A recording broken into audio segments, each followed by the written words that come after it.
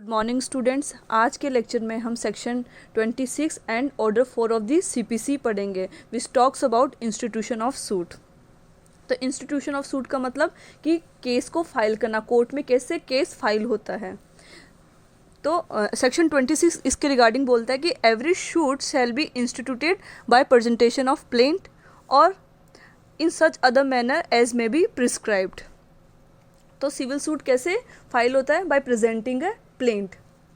तो अगर हम क्रिमिनल केसेस की अगर सिचुएशन यहाँ पे ले तो क्रिमिनल केस में कैसे केस फाइल होता है? तो क्रिमिनल केस में सबसे पहले क्या करना पड़ता है? हम या तो एफआईआर फाइल करते हैं या कंप्लेंट करते हैं। सिमिलरली सिविल केसेस में हम प्लेंट प्रेजेंट करते हैं। तो प्लेंट क्या होती है? प्लेंट एक रिटर्न स्टेटमेंट होता है जिसके अंदर एक पर्सन अपना कॉज ऑफ एक्शन मेंशन करता है और जो उसको रिलीफ चाहिए वो डिटेल में मेंशन करता है। तो ये क्या है? प्लेंट एक रिटर्न स्टेटमेंट है। और जो भी प्लेंट में आप जो भी फैक्ट दे रहे हो वो शपथ पत्र दैट इज एफिडेविट के थ्रू प्रूव होना चाहिए। ये सेक्शन 26 ऑफ सीपीसी बोलता है। अब नेक्स्ट है ऑर्डर 4। ऑर्डर 4 का रूल 1 ये बोलता है कि every suit shall be instituted by presenting a plaint to the court और such other officer as it appoints in this behalf.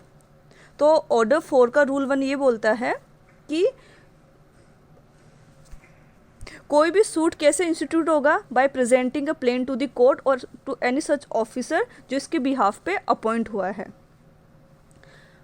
Second, every plaint shall comply with the rules contained in order 6 and order 7 so far as they are applicable. तो इससे हम क्या समझते हैं? इससे ये समझते हैं कि ये जो ऑर्डर 4 का जो सब रूल 2 है या फिर हम कह सकते हैं ऑर्डर 4 है जो ये इंडिपेंडेंट ऑर्डर नहीं है। क्यों? क्योंकि ये अदर ऑर्डर पे भी डिपेंडेंट है। तो यहाँ पे प्लेंट के बारे में नहीं बताया कि प्लेंट क्या होता है क्या नहीं होता है। उसके लिए हमें कौन सा रूल रेफर करना पड़ेगा? उसके लिए हमें order 6 which talks about plaint order 6 which talks about pleading generally and order 7 which talks about plaint. तो इन दोनों के लिए ऑर्डर 4 का जो सब रूल 2 को समझने के लिए ऑर्डर 4 को समझने के लिए we have to see the order 6 and 7 of the CPC. So order 6 talks about the pleading generally. तो ऑर्डर 6 का जो रूल फर्स्ट है वो क्या बोलता है? Pleading means plaint and return statement. और ऑर्डर 7 में बताया गया है कि प्लेंट में क्या क्या इंक्लूड होगा, कैसे होगी, फॉर्मेट दिया गया है और जितने भी रूल्स है रिगार्डिंग प्लेंट वो ऑर्डर 7 में मेंशन किए गए हैं।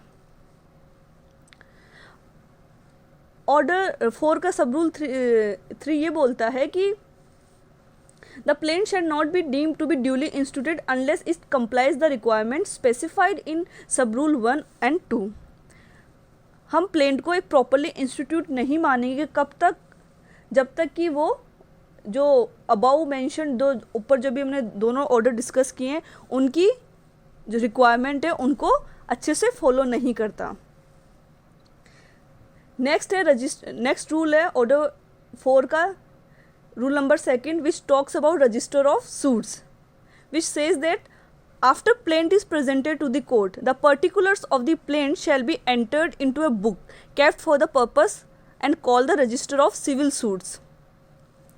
तो कोर्ट के अंदर एक रजिस्टर होगा which shall be called as register of civil suit. उसके अंदर सारे जो प्लेंट के पर्टिकुलर्स हैं वो सारे के सारे लिखे जाएंगे। फॉर एग्जांपल कौन सी डेट में आया, वो जो सीरियल नंबर चल रहे हैं ऑलरेडी जो वो नंबर मेंशन होगा और फिर डेट आएगी, फिर सूट का नाम आएगा। तो ये पर्टिकुलर्स उस रजिस्टर में एंटर किए जाएंगे। आपने अपनी प्लीडिंग की क्लास में पढ़ा होगा कि सिविल केस में जो पार्टीज़ होती है, for example A versus B, फिर साइड में क्या लिखा हुआ होता है? Suit number. तो जो रजिस्टर में जो एंट्रीज दी गई है वहीं से सूट नंबर मिलता है। जैसे सीरियल उस सीरियल नंबर में आया कि 50वें नंबर का केस है वो, ठीक है, और कौन सा 2020 का 50वें नंबर का केस है तो 50/2020 आ जाएगा वो। And entries in the book shall be numbered consecutively. जैसे मतलब 2020 में एक रजिस्टर मेंटेन किया जाएगा 2020 का, तो 2020 में ये 5वें नंबर पे केस आया था, ये 10वें नंबर पे आया था, ये या फिर 200 नंबर पे आया था। वो नंबर 2020 के पूरा रजिस्टर की एक डेटा पूरी अच्छे मतलब डिटेल्ड में उनकी एंट्रीज होगी according to the order in which the plaint are received. Or we can say that such entries shall be numbered in every year according to the order in which plaints are admitted. So आज के लिए institution of suits में इतना ही कि मतलब institute कैसा होता है suit bye presenting a plaint. और ऑर्डर 26 अगर क्या अलग क्या बात कर रहा है कि मतलब जो भी आप फैक्ट्स मेंशन कर रहे हो प्लेंट के अंदर, जो भी प्लेंटिव अपने फैक्ट्स मेंशन कर रहा है वो that has to be proved by affidavit. और ये अमेंडमेंट 2002 के थ्रू इंसर्ट हुआ था कि जो ये प्रोविज़न है कि every shoot in every plaint the fact shall be proved by affidavit, ये अमेंडमेंट 2002 के थ्रू ऐड हुआ था.